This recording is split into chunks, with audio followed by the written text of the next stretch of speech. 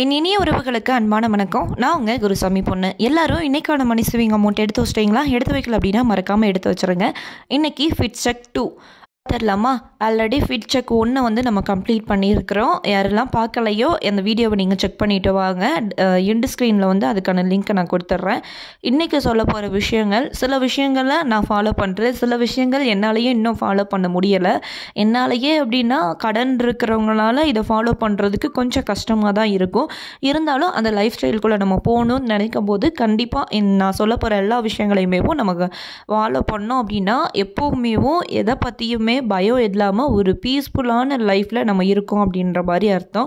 வாங்க, எது எது வந்து நம்மளுக்கு ஓகேவாக இருக்குது, எது நம்மளுக்கு இல்லை அப்படின்ற நிறைய விஷயங்களை வந்து இந்த வீடியோவில் நம்ம தெரிஞ்சுக்கலாம். அதுக்கு முன்னாடி நீங்கள் யாராச்சும் இந்த குருசாமி பண்ண சப்ஸ்கிரைப் பண்ணலையா? அப்போது சப்ஸ்கிரைப் பண்ணிவிட்டு பக்கத்தில் இருக்கிற பெல் பட்டனையும் கிளிக் பண்ணிக்கோங்க. அப்போ தான் நான் வீடியோ போட்ட உடனே உங்களுக்கு நோட்டிஃபிகேஷன் வந்துடும். எனக்கு நீங்கள் ஒன்று மட்டும் பண்ணால் போதும். ஒவ்வொரு வீடியோலையும் லைக் பண்ணுறதுக்கும் ஷேர் பண்ணுறதுக்கும் எப்போவுமே மறக்காதீங்க. ப்ளீஸ் சப்போர்ட் பண்ணுங்கள்.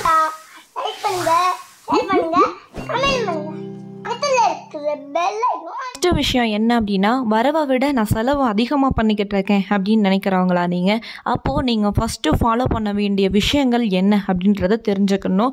பணத்தை பற்றின புரிதல் இருக்கணும். எப்படி நம்ம மேனேஜ் பண்ண போகிறோம் அப்படின்ற விதம் தெரிஞ்சால் மட்டும்தான் வரவுக்குள்ளே எப்படி செலவு பண்ண, வரவில் எப்படி நம்ம 50% செலவு பண்ண அப்படின்னு எல்லா விஷயங்களும் உங்களுக்கு தெளிவாக புரிய ஆரம்பிக்கும். அதுக்கு நீங்கள் முதல்ல என்ன பண்ணணும், நான் ஃபஸ்ட்டு ஃபிட் செக் 1ல் சொன்னேன் இல்லையா, அந்த 10 விஷயங்களையும் கரெக்டாக ஃபாலோ பண்ணிங்க அப்படின்னா தான் உங்களால் வரவுக்கு உள்ள செலவு பண்ண முடியும். அப்படின்னா தான் ஃபினான்ஷியலாக எவ்வளோ பெரிய ஸ்ட்ரகிளாக இருந்தாலும் உங்களால் ஈஸியாக ஃபேஸ் பண்ணி அதிலேருந்து வெளியில் வர முடியும். அடுத்தது, மிடில் கிளாஸாக இருக்கிற எல்லாருக்குமேவும், ஏங்க மனுஷனாக பிறந்த எல்லாத்துக்குமேவும் இந்த கடன் தான் பெரிய தொல்லையாக இருக்குது அப்படின்னு கூட சொல்லலாம். என்ன காரணம்? வரவை விட செலவு அதிகமாகும் போது கடன் வாங்குவோம், இல்லை எதிர்பாராத ஒரு செலவு வரும்போது கடன் வாங்குவோம், இல்லை நம்மளோட ஆசைகளுக்காகவும் கடன் வாங்குகிற சூழல் இப்போல்லாம் உருவாக்கிட்டு தான் இருக்குது. இது எல்லாத்தையுமே நான் அவாய்ட் பண்ணணும்னு தான் நினைக்கிறேன் கனி. ஆனால் என்னால் எப்போவுமே பண்ணவே முடியலை அப்படின்னு நினைக்கிறீங்களா நீங்கள்? இதுக்கு நான் ஒரு சொல்யூஷன் சொல்லட்டுமா? இது நான் சொன்னது கிடையாது. நிறைய பேர் வந்து இதை ஆல்ரெடி பேசியிருக்கிறாங்க. நம்ம சேனல்லையுமே நிறைய வீடியோஸ் வந்து போட்டிருக்கிறோம். கடன் அடைக்கிறதுக்கு 2 விதமான மெத்தட்ஸ் இருக்குது. ஒன்று அவலாஞ்சி மெத்தட், இன்னொன்று ஸ்னோபால் மெத்தட். 2 மெத்தடை பற்றியும் டீட்டெயிலாக நம்ம ஒரு வீடியோவில் வந்து பேசியிருக்கிறோம். அந்த வீடியோவோட லிங்க்கும் நான் வந்து டிஸ்கிரிப்ஷன் பாக்ஸில் உங்களுக்காக ஆட் பண்ணுறேன். நீங்கள் செக் பண்ணி பாருங்கள். நான் என்னோட கடனை அடைக்கிறதுக்கு இந்த 2 மெத்தடையுமே யூஸ் பண்ணேன். ஃபஸ்ட்டு அவலாஞ்சி மெத்தடை யூஸ் பண்ணி ஃபாலோ பண்ணிக்கிட்டு இருந்தேன் என்னோட டெபிட்டை க்ளோஸ் பண்ணுறதுக்கு. இப்போது கரண்ட்டில் வந்து ஸ்னோபால் மெத்தடில் ப்ராசஸ் ஆகிக்கிட்டு இருக்கு. சீக்கிரமாக எல்லாத்தையும் க்ளோஸ் பண்ணிவிட்டு உங்கள் முன்னாடி வந்து சொல்லுவேன். அந்த நாளுக்காக நானும் நீங்களும் வெயிட் பண்ணலாம். அதே மாதிரி நீங்களும் சொல்லணும், என்னோட கடன் எல்லாத்தையும் நான் க்ளோஸ் பண்ணிட்டேன் அப்படின்னு சொல்லிட்டு சீக்கிரமாக சொல்லுவீங்கன்னு நான் வெயிட் பண்ணிகிட்ருக்கிறேன். அடுத்து 3வது ஒரு விஷயம், நோ காஸ்ட் இஎம்ஐ தானே, மாதம் வந்து நம்ம கட்டிக்கலாம் அப்படின்னு சொல்லிட்டு இஎம்ஐ எடுத்துடுறது.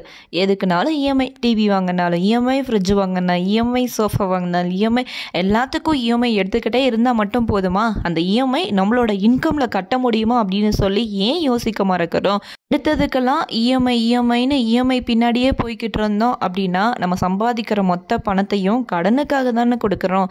அது இஎம்ஐ தான் அப்படின்னு சொல்லி நினைக்காம, நான் சேர்த்து வச்சு ஒரு பொருளை வாங்க போகிறேன் அப்படின்னு நினைங்களேன், எவ்வளோ பெரிய சந்தோஷமாக இருக்கும். காத்திருந்து அனுபவிக்கிற சந்தோஷம்லாம் இப்போல்லாம் இல்லாமல் போயிடுச்சு. உடனே இப்போ நினச்சா எனக்கு இப்போவே வேணும் அப்படின்ற மைண்ட் செட்டுக்கு எல்லாருமே போய்கிட்டு இருக்கிறோம்.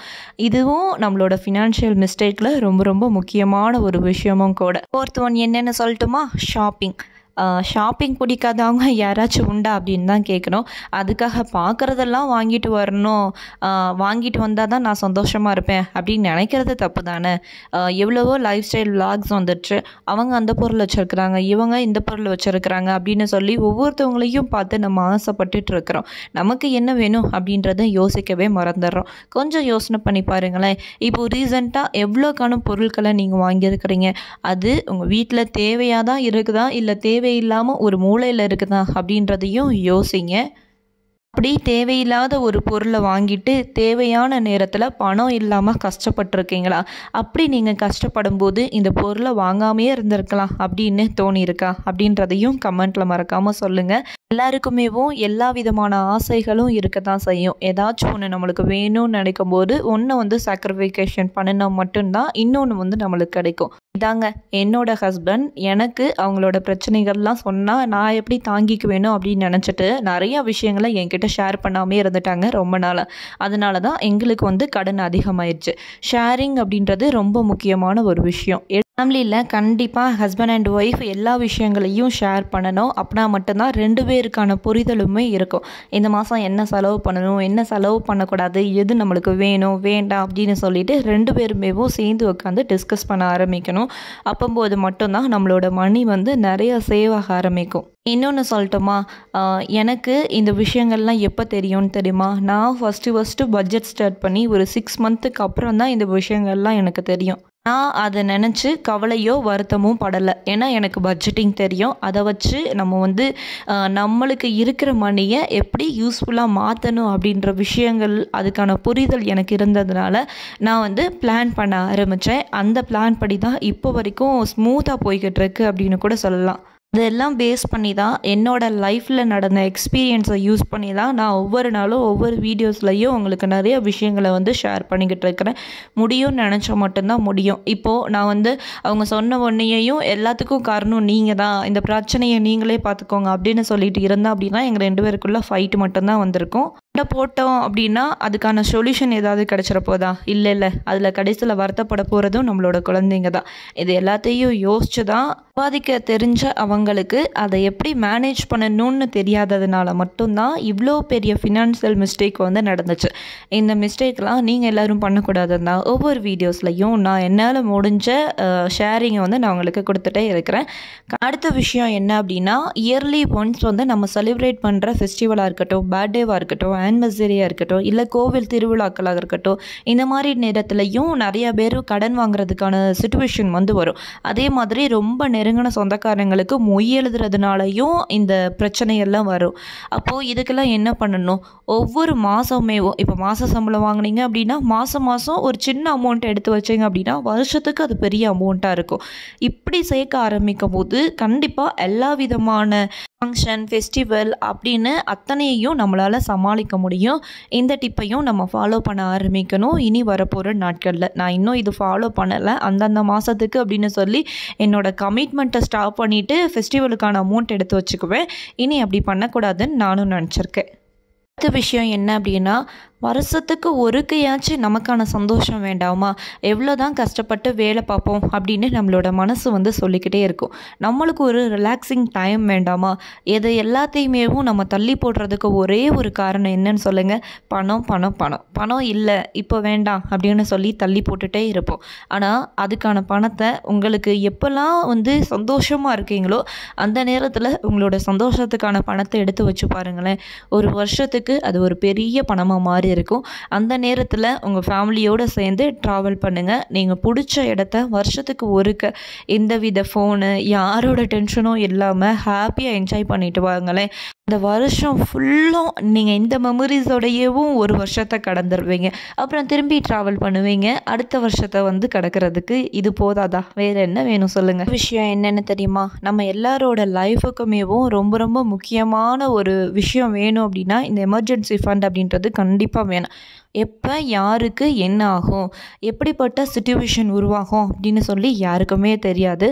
அதுக்கான பணத்தை வந்து ஒவ்வொரு மாதமேவும் உங்களோட சேலரியிலேருந்து ஒரு 5% எடுத்து வச்சிங்க அப்படின்னா கூட இது வந்து உங்களுக்கு ஒரு பெரிய சப்போர்ட்டாக இருக்கும். இல்லை என்னால் அப்படிலாம் எடுத்து வைக்க முடியாது அப்படின்னு நினச்சிங்கன்னா மந்த்லி வந்து நீங்கள் ஆர்டி கட்டுற மாதிரி ஒரு ஆர்டி வந்து போட்டு வைங்க. 1 இயர் ஆர்டி கூட போடுங்க. அந்த இதில் நீங்கள் எவ்வளோ உங்களுக்கு எமர்ஜென்சி ஃபண்ட் வேணும்னு நினைக்கிறீங்களோ அதுக்கு தகுந்த மாதிரியான பணம் சேர்ற மாதிரி 5 இயர்ஸ் ஆர்டி கூட போடுங்க. ஆனால் 5 இயர்ஸ் போடும்போது அது வந்து ஒரு லாங் டேர்ம் ஆயிரும். அந்த எமர்ஜென்சி ஃபண்டு வந்து நம்மளுக்கு சீக்கிரம் கிடைக்கிற மாதிரி வந்து இருக்காது. எமர்ஜென்சி ஃபண்டை எப்போவுமே நம்ம கையில் இருக்கிற மாதிரி பார்த்துக்கணும். ஒரு எஃப்டி போட்டு வச்சாலும் அந்த எஃப்டியிலேருந்து பிரேக் பண்ணி எடுத்துக்கிற அளவு வந்து அந்த எமர்ஜென்சி ஃபண்டு இருக்கணும். எப்போவும் என்ன நடந்தாலும் அந்த அமௌண்ட் இருக்குது, அது நம்மளுக்கு யூஸ் ஆகும் அப்படின்ற மிகப்பெரிய கான்ஃபிடென்ட் வந்து உங்களுக்கு ஒன்று வரும். அதுக்கப்புறமா வேறு என்ன வேணும் சொல்லுங்கள்? என்னோட செப்டம்பர் மாத பட்ஜெட்டில் நீங்கள் நிறைய விஷயங்களை பார்ப்பீங்க. அது ரொம்ப புதுசாகவும் இருக்கும். வெயிட் பண்ணுங்கள். அப்புறம் நம்ம எல்லாருமேவும் ஆசைப்படுற ஒரு விஷயம், ஆனால் ரொம்ப வருத்தப்படுற விஷயமும் இங்கே தான் இருக்குது. என்ன அப்படின்னா, நானும் ஒவ்வொரு நாளும், ஒவ்வொரு வருஷமும், ஒவ்வொரு மாதமும் தங்கம் வாங்கணும்னு நினைக்கிறேன். ஆனால் என்னால் வாங்கவே முடியலை அப்படின்னு சொல்லி ரொம்ப கவலையோடு இருக்கிறீங்களா?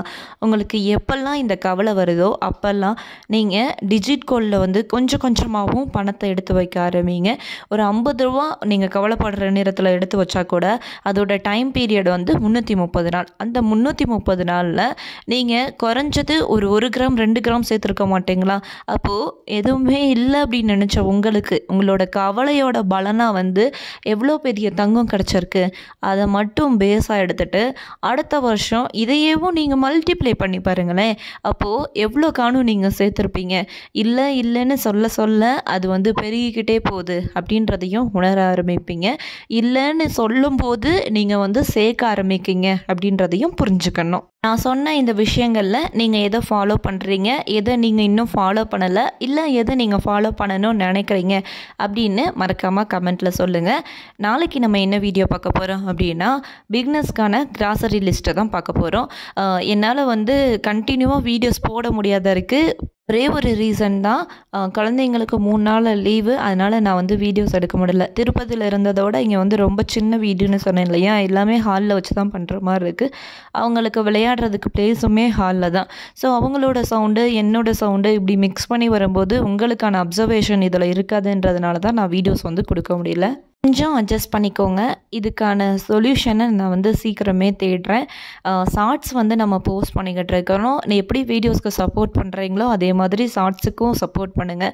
நீங்கள் காலையில் எந்திரிச்சு கேட்க வேண்டிய ஒரு பெஸ்ட்டான மோட்டிவேஷனையும் டெய்லி காலையில் 7 மணிக்கெலாம் நான் உங்கள் கூட ஷேர் பண்ணுறேன்.